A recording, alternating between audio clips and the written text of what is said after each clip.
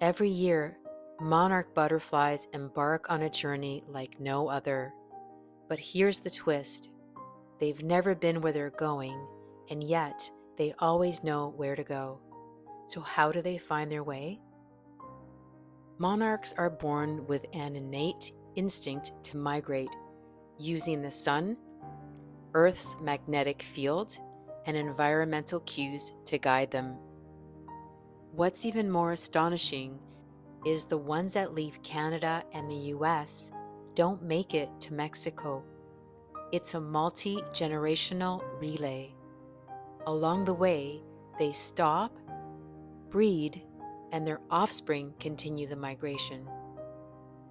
It takes about 4 generations to reach Mexico, with the final generation completing the journey and overwintering until it's time to head back north and begin the cycle again.